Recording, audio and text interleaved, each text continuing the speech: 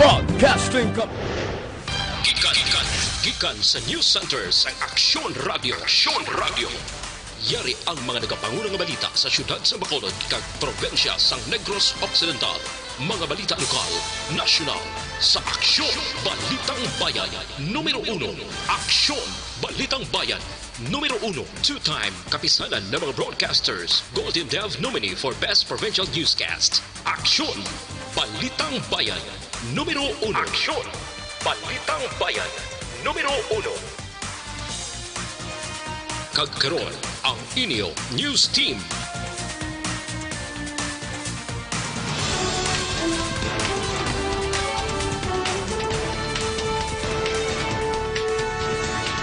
Sa ato nagapanguna nga mga pangulong dinalan, amay patay anom kabulan nga lapsag pilason matapos ginpangluthang sa banwa sang Sibulan, Negros Oriental.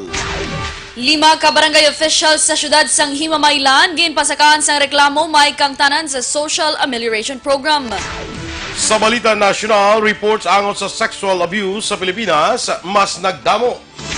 Mga persons deprived of liberty nga nagpositibo sa COVID-19 naglambot na sa 161. Mayong aga Bacolod, mayong aga bilugabahin sang Western Visayas. Karon nga adlaw Huwebes, Mayo 28 tuig 2020. Ang inyong news team, Aksyon Eden Aboso. kag Aksyon Boy Duran. Ang mga balita lokal pagkatapos lamang sa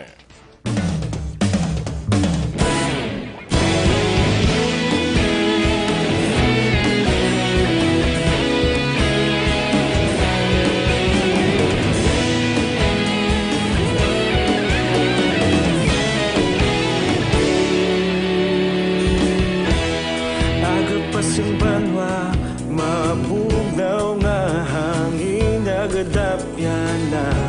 Ikaw nang ginapamatian namon ginasanligan. Tingog sang probinsya, kamatuuran ginapalap na. Minsay nga may dala, paglaom kag kasanag.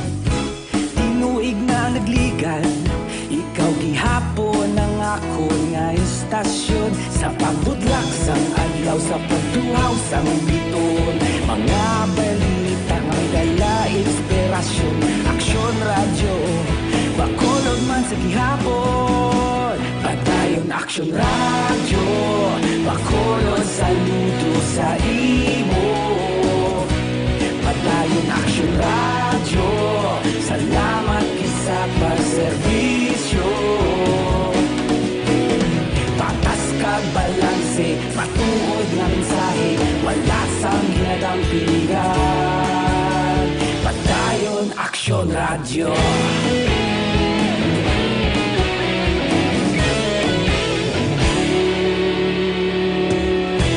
Bacolod nun kag Negros anon inyong pamatian. Stasyon nga nagapalaplag sang kamatuuran. Mabakod nga prinsipyo, reporter handa sa serbisyo. Kahapon, karon kag sa gihapon, kita magapadayon. Tinuig na nagligan, ikaw gihapon ang ako nga istasyon. Sa pagbutlak sang adlaw, sa pagtuhaw sang biton. Mga balita na may dala inspirasyon. Aksyon radyo, Bacolod man sa gihapon. Padayon Aksyon radyo, Bacolod saludo sa imo. Padayon Aksyon radyo, salamat sa pagserbisyo.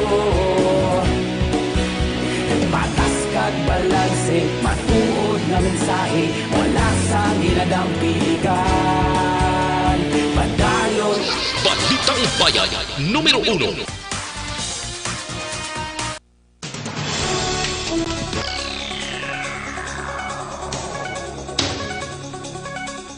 Aksyon Radio Philippines Standard Time, alas 6:07 sa detalye na sang mga balita lokal. Patay ang amay, samtang pilaso naman ang 6 kabulan siningal lapsag matapos ginluthang sang duha ka riding in tandem sang las 7:30 akon las 7:50 ang takna sang gabi sang Mayo 27 sa Shin Village, Sitio Kampaklan, Barangay Poblasyon, Banwa sang Sibulan. Ang napatay ang kilala kay Reynold Junjun Pakit, 35 anyos, samtang hungod naman nga wala giningadlan ang 6 kabulan nga lapsag nga lalaki nga may pilas sa nawalang paa.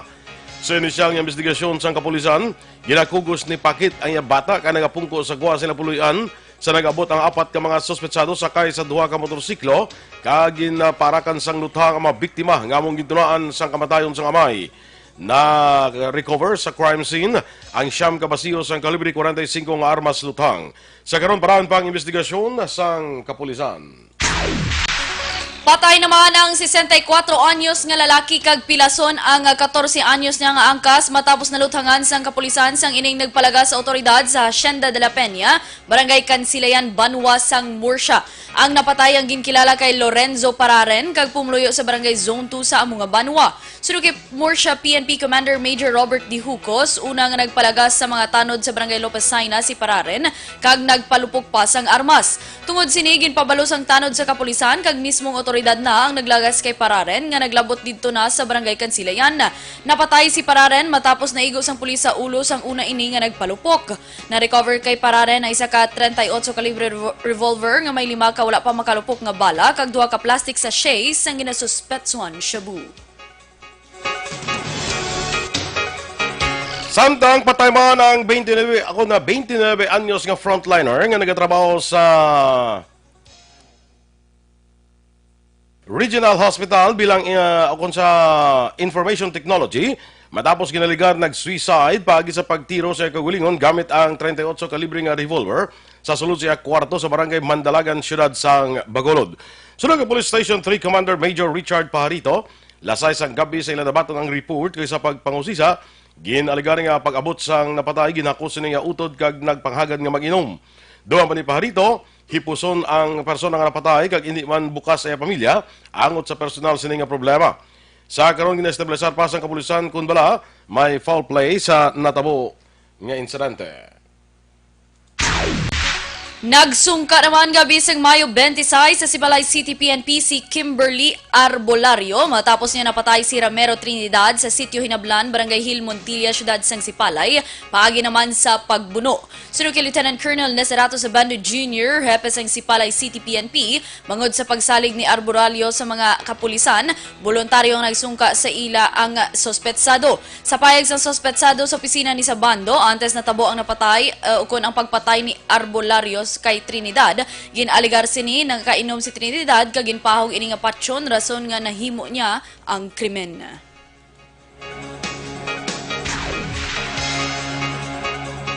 Arestado naman ang 4 ka mga persona matapos narakpan sa bypass operations ang 3 ka police station sa separadong lugar sa Negros Occidental. Sa siyudad sa Kamankalan, ginaresto anay drug surrenderer nga si Grepil Nakar, 40 anyos, kapungluyo sa Barangay 6, matapos nagbaligya sang ginasuspetsuhan shabu sa Kamankalan City Public Cemetery. Nakuha sa suspetsado ang hinabulanta 10,000 pesos nga balor sa ginasuspetsuhan shabu. Na-recover man ang 10,000 pesos nga balor sa shabu sa 2 ka persona nga nagkadakpan sa bypass operation sang Victoria's PNP. Ang nagkalatakpan ginkilala sa ilanan day Danilo Villarmente, 55 anyos, kag Ruby Torania, 38 anyos. Sa Banwa naman sang Murcia, nakuha naman sang 2 ka sachet sang ginasuspetsuhan shabu ang 21 anyos ang kilala kay Edgy Gonzaga nga among subject sa bypass operation sang kapulisan. Ang 4 ka nagkalatakpan ang preso na karon sa custodial facility sang mga police station nga nag-operate sa ila. Ginpasaka na sa Criminal Investigation and Detection Group ug CIDG Bacolod ang reklamo nga paglapas sa Code of Conduct and Ethical Standards for Public Official and Officials kag Bayanihan to Heal as One Act batok sa 5 ka opisyal kag empleyado sa Barangay Tuoy, Siyudad sang Himamaylan. Sunod kay CIDG Bacolod Head Police Chief Master Sergeant Ramiro Gocotano, kalakip sa ginpasakaan sa reklamo mo sanday Barangay Tuoy Captain Tizardo Tejada, Barangay Secretary Josephine Mongcal, mga barangay health worker worker nga sanday Jerilyn Gomez, Maria Cristina Nifras, kag daycare worker nga si Gina Ortega. Dugang pa ni Gokotano, pila ka pumuluyo sang barangay ang nagpalapit sa ila ahensya agon magpasaka sa reklamo rason nga iya inigin baton na. Ginklaro lamang ni Gokotano nga may clearance sa CIDG province ang pagbato niya sang reklamo. Ginpahayag naman ni PIDEA Region 6 Director Alex Tablate nga wala sang anumang epekto sa programa kagampanya sa ila talatapan ang natabong nga pagkambyo sa liderato sa ila mataas nga opisyal sa nasyonal. Sunod kay Tablate, gikan man sa sulod sa ila organisasyon si Director Wilkins Villanueva, nga mo ang nagbulos kay anay PIDEA Chief Aaron Aquino nga sa karon gin-assign bilang Board of Directors sa Clark International Airport Corporation. Duha pa ni Tablate, liderato lamang ang nagbago sa ila organisasyon apang hindi ini makapabago sa ila commitment kag kampanya batok sa illegal nga droga. Diskresyon man ni Villanueva kung ini ang magpatuman sang reshuffling sa mga opisyales ng PIDEA sa palabuton bangod ini isa ka normal nga proseso sang ila organisasyon. Ipadayon naman sa Police Station Number 9 ng investigasyon sa kaso nga pagpatay sa negosyante nga si Randolph Domingo sa Dalan Arenata, Barangay Sumag, Syudad sang Bacolod, hapon sang Mayo 26 sa piyak nga hindi na interesado pa ang pamilya nga padalman ang kaso. Ginako ni Station 9 Commander Lieutenant Junito Pastrana nga nadismaya siya sa nagpamalibad ng pamilya nga ipa-autopsy ang bangkay ni Domingo. Sa piyak sini, ginpasiguro ni Pastrana nga hindi sila maguntat agod matumod ang motibo kun rason sang krimen. Una diri, droga kag negosyo ang ilag nalantang nga motibo apang luyag ni Pastrana nga mas makuha pa ang dugang nga detalye matapos may mga na-recover kaangay sang armas luthang, dako nga kantidad kag mga resibo sang ginpadalaan sang dalagko man nga kwarta. Ang pamilya, ang wife is sobrang Biloy, nag-signify na hindi na nila pag-ipa-autopsy ng bangkay, kaya gusto nila din na mahimos na lang. Kasi, why ka mahimo, din papirma at sila kagapon sa refusal to kada-autopsy, hindi naman sila mapilit despite ang atong explanation na pati na sa kanisang protocol. Si Station 9 Commander Lieutenant Junito Pastrana. Dako naman ang mabulig siyang 167 ka pulis ngayon paidalom sa field training program para sa kampanya sa Bacolod PNP batok sa COVID-19. Sunod kay Police Lieutenant Colonel Lester Liada, Operation Chief sa Bacolod PNP, gin-assign ang 167 sa napulo ka police station base man sa duty scheme nga gindisenyo sa Police Regional Office 6. Duha pa ni Liada, timing man ang pag-abot sa nasambit nga mga personnel tungod kulang ang gin-assign sa quarantine facility sa siyudad sang Bacolod. Nagapanguna nilang obligasyon ang pagbantay nga dapat ginasunod ang pagsuksok sang face mask kag ang social distancing. Sa katapusan nga balita lokal, padayon pa nga ginahulat sang mga fast craft operators sa siyudad sang Bacolod ang nagakaigo nga guidelines gikan naman sa Department of Transportation kung bala magapanumbalik na ang ila operasyon o kung pagbiyahe umpisa sa Hunyo 1. Sunod kay Frank Carbon, operator sang Wisam Express, padayon lamang nga ginahimo nga mga preparasyon ilabi na nga mayara pa sang pending apelasyon ang gobernador sang probinsya angod sa resumption sa mga commercial trips sang fast craft. Dugang pa ni Carbon, magluwas sa DOTR, dapat man nga magsanto ang regulasyon sang lokal nga mga panguluhan sa syudad sang Bacolod kag Iloilo nga among ginadungkaan sang ila mga barko. Aminado man ini nga bangod sa krisis nga gindulot sang COVID-19, pila sang ila mga empleyado nawad-an sang palangabuhian, ilabi na ang mga no work no pay nga mga trabahante. Ang pamilya, ang wife is sobrang Biloy, nag-signify na hindi na nila pag-ipa-autopsy. Ang iya request nga kung interpretaho namon, hindi pa siya lawag siyang commercial operation namon. Ang iya lang anay gusto nga matabok diri sa Negros atong mga stranded to dito sa kwan nga taga Negros nga why di ka balik amo lang na anay ang iya tabukon kag ang mga empleyado na may obra jabe. Ang kabahin sa pagpahayag ni Mr. Frank Carbon. Aksyon Radio Philippines Standard Time, las 6:16. Kag sa ato naman ni mga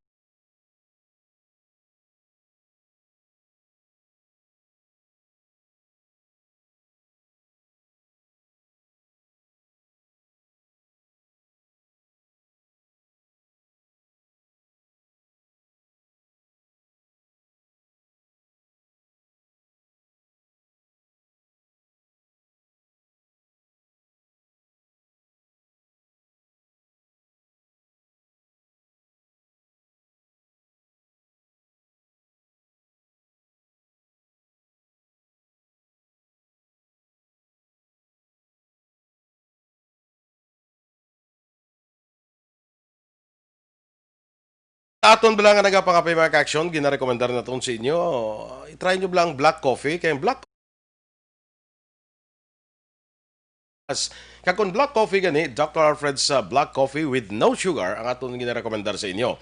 Amo na isang black coffee nga may mangustin iya nga ingredient. So mas ginpabaskog pagid sini ang iya nga benepisyo para sa aton ikang lawas. Nagapanubo sang risgo nga matapikan kita sang Parkinson's kag Alzheimer's disease. Manami man isa sa aton nga atay, nami man isa sa aton tinae, ginatinluan niya aton tinae hapos ang pagpagwa sang higko sa aton nga lawas. Ang Dr. nagapanubo man sang risgo nga matapikan kita sang diabetes kag nagabulig pa sa aton nga weight loss sa aton timbang no, nagabulig ni sa panubo sa aton nga timbang.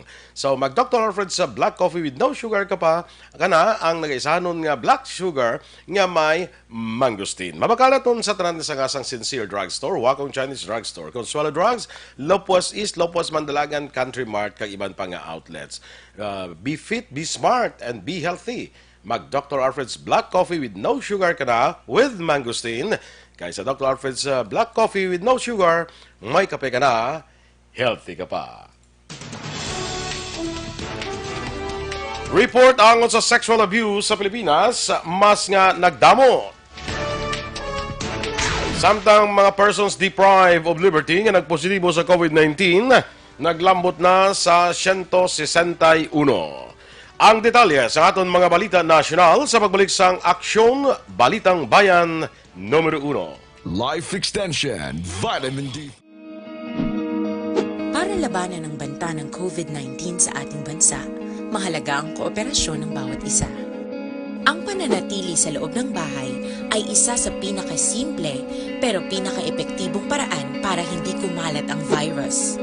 Kunwari, ikaw ang tuldok na ito. Malusog ka at malakas. Lumabas ka ng bahay. Ang hindi mo alam, may nakasalamuha ka ng may COVID-19. Tandaan, mahirap malaman kung sinong may virus, pero madali itong maipasa sa iba. Pwedeng naipasa na pala niya ang virus sa iyo nung umubo siya o bumahin. O baka naman ay nahawa na dahil humawa kayo sa parehong bagay na kontaminado.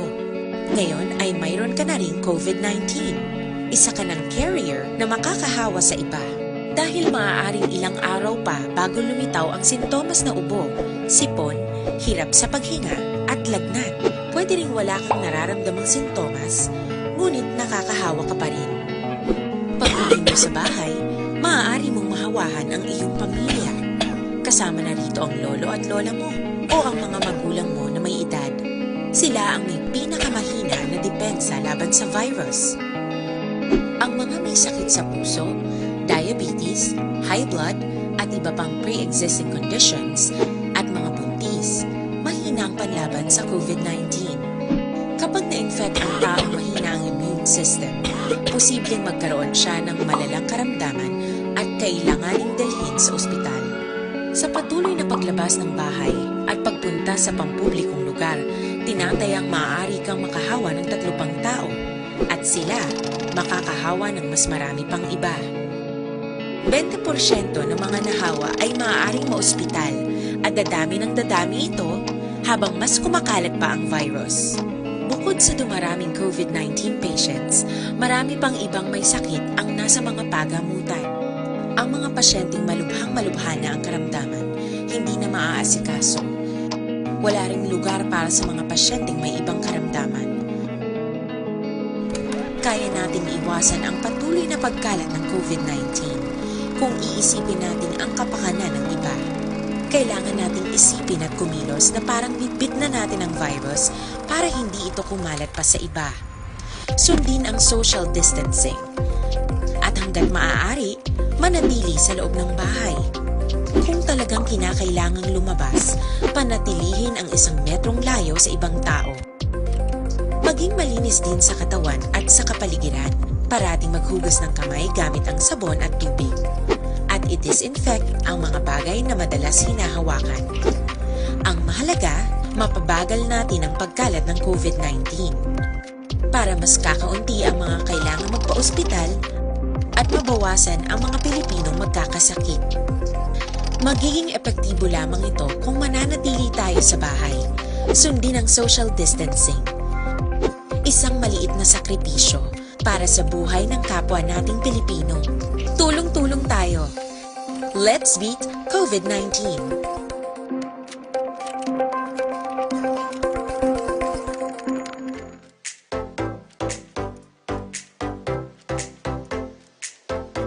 Mga kaaksyon, madamos ang nagpalaylay na pamaagi at protektahan ang imong kaugalingon batok sa novel coronavirus 2018 o ng COVID-19. Isa sa mga pinaka-importante ang regular, safe, and effective hand hygiene gamit ang habon kag tubig o ng alcohol-based hand rub. Yan ang proseso sa paghugas ng gamot na rekomendado sa World Health Organization.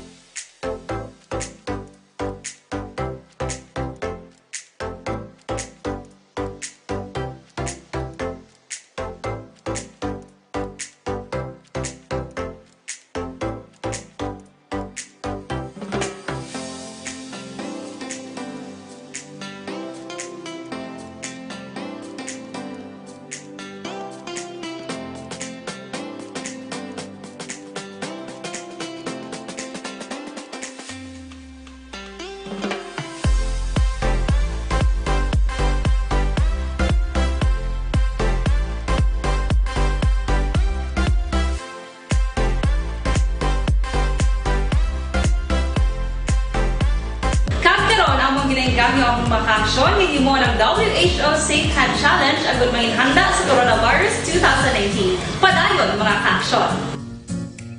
Aksyon Radio!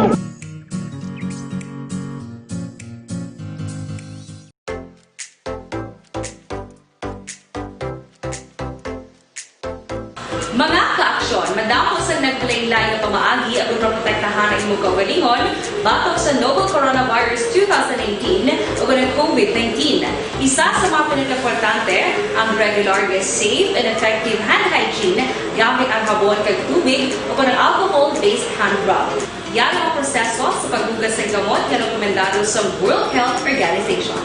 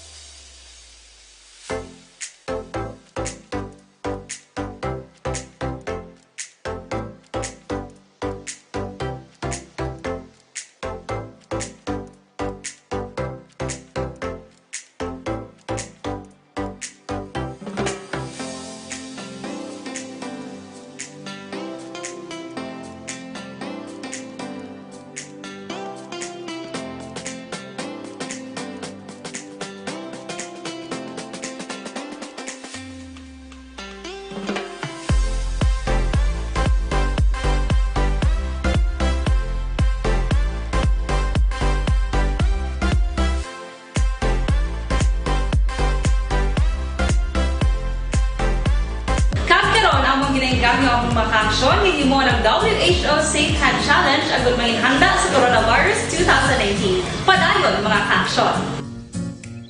Aksyon Radio!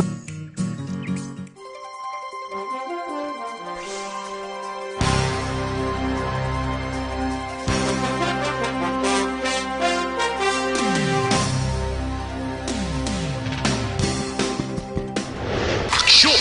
Balitang Bayan, Numero 1.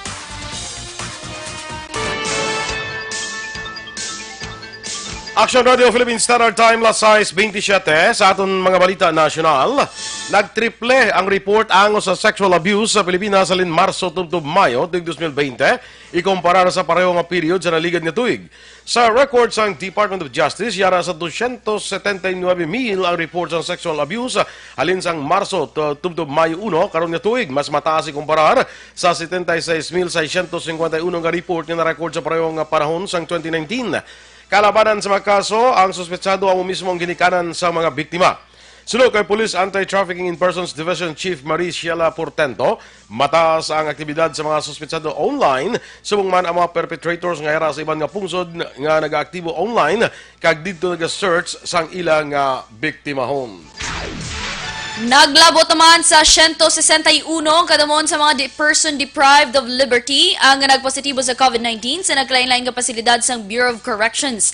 Base sa COVID-19 Daily Monitoring Report, pinakadamo nga nagpositibo nga PDL ang na-record sa New Bilibid Prison nga may 82 ka kumpirmado nga kaso. Yara naman sa 99 ginakabi nga suspected cases kag 36 ang probable cases. Walo naman ka PDL ang nakarecover kag 6 ang nagkalamatay. Sa hanay sa mga personnel, may sang 32 ang kumpirmado nga kaso sa COVID-19, may 79 ang probable cases kag 4 ang suspected cases. May 3 naman ka personnel ang napatay tungod sa among virus. Naka-record naman ang Department of Health sang 17 ka panibago nga healthcare workers nga nagpositibo sa COVID-19 sa Pilipinas. Ginpahayag ni Undersecretary Maria Rosario Vergere, nagdangat na sa 2,437 ang kanamuon sang medical workers nga kumpirmado sa masakit. Sa amo nga kanamuon, 1,213 ang aktibo nga kaso, sa din 292 ang asymptomatic, 919 ang may mild symptoms, kag 2 ang may severe condition. 305 naman ka non-medical staff ang napektuhan sang masakit. 1,993 ang nakarecover nga health workers, kag 31 ang napatay bangod sang COVID-19. Nagsaka naman sa 15,049 kumpirmado nga kaso ng COVID-19 sa Pilipinas matapos na dugangan sang 380. Ginanunsyo man sa Department of Health nga may 94 ka recoveries kag yara sa karon sa kabilugan nga 3,506 ang naka-recover. Yara naman sa 904 ang death toll matapos naka-record sang 18 ka panibag-o nga napatay. Ginpahayag naman sang Department of Health nga pareho sa pag-conduct sang COVID-19 testing, ang Pilipinas sa tagan maghatag sang prioridad sa vulnerable sector para sa vaccination batok sa balatian sa tion nga ang vaccine mangin available na sa pungsod. Ginpahayag ni Health Undersecretary Maria Rosario Vergere, sa kada magpili sang priorities ang gobyerno, ang mga vulnerable ang masami ginauna. Sa piyat nga bahin din klaro ni Vergere nga wala nagakahulugan nga ang wala nadala sa vulnerable sector ang hindi na mahatagan sang bakuna. Una din nagkapilar si Presidente Rodrigo Duterte sa publiko nga halungan ang ikawing lawas tubtub nga mayara na sang anti-COVID-19 vaccine nga mahimo mapagwa sa Enero 2021. Nagakinahanglan ang Pilipinas nga mag-hire sang 95,000 ka contact tracers sa panahon sang COVID-19 pandemic. Sunod kay Health Undersecretary Maria Rosario Vergere, ang ideal numbers sang contact tracers amo nga isa sa kada 800 ka tawo. Dugang pa ni Vergere, ang standard nga kinahanglan sang gobyerno ang yara sa 126,000 pero mayara na subong sang 38,000 ka contact tracers gikan sa local government units. Palayag pa ni Vergere nga ginakinahanglan ang bulig sang 95,000 para sa madasig nga contact tracing. Ang minimum qualifications para sa contact tracers ang ginadiskusyonan pa sang ahensya kag ang sweldo ibase sa ginsaad naman sa civil service law. Nagpaandam naman ang mga researchers gikan sa UST nga magasaka ang kanamuon sang COVID-19 nga kaso kang death toll kung ipaidalom ng Metro Manila sa General Community Quarantine sa Hunyo 1. Ginatudlo ni Associate Professor Bernard Egg Wolf kag Dominican biologist Father Nicanor Ostracom ang epidemiological model nga ilaginhimo nga naga-predict sa future behaviors ang virus sa NCR. Sunod sa mga researchers, ang temprano nga pagpatuman sang ECQ sa Metro Manila ang nakasalbar sang 1,000 ka makabuhi. Ini matapos ang kumparar ang gap sa marapatay nga na-record sa tunga sang Metro Manila nga may 621 kang New York nga may 16,232 ka kamatayon tubtob sang Mayo 21. Ang Metro Manila ang unang nagpatuman sang lockdown mas temprano sa isa ka semana ikumparar sa New York City. Sino pa sa mga researchers, ang ECQ ang nag-struggle man nga mapauntat ang pandemic. Ang mga researchers gikan sa UP ang nagapakabayman sa gobyerno nga ipabilin ang Metro Manila sa Modified Enhanced Community Quarantine sang sa paidalo mini sa General Community Quarantine. Gindayo naman sang Vietnam ang inisyatibo sang Pilipinas agod pakigbatuan ng COVID-19 outbreak. Naghatag sang assessment si Vietnam Prime Minister Nguyen Xuan paagi sa iya pagtawag sa telepono kay Presidente Rodrigo Duterte. Sunod sa Prime Minister, ginadayaw sini ang mabakod nga measures nga ginaimplementar sang Pilipinas sa pagtapna sang COVID-19, kalakip na ang pagpugong sang community transmission, pagpatuman sang community quarantine measures kag paghatag sang social protection sa pumuluyong Pilipinhon. Gindayaw man ni Presidente Duterte ang inisyatibo sang Vietnam para sa pagtapna sang COVID-19 kag ginpahayag nga ang duha ka pungsod mahimo makahatag sang mga panugyan para sa seguridad sang tanan. Aksyon Radio Philippine Standard Time, Lasay sa 33. Aksyon, bukod sa pag-take ninyo sa inyong mga food supplement, hindi magkalipat magtumarman sang CL-Pito-Pito.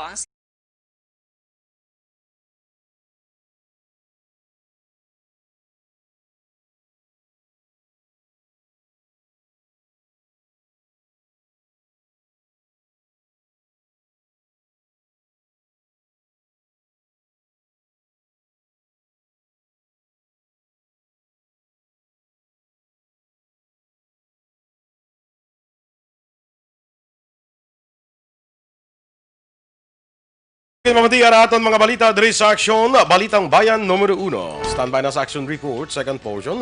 Upod kay Aksyon, Fred Salanga. Balikay kita sa Aksyon Balita Morning Edition. Upod yapon sa inyong news team. Aksyon Eden Aboso. Kag Aksyon Boy Duran, una sa balita, una sa Aksyon. Sa Bacolod Aksyon Radio.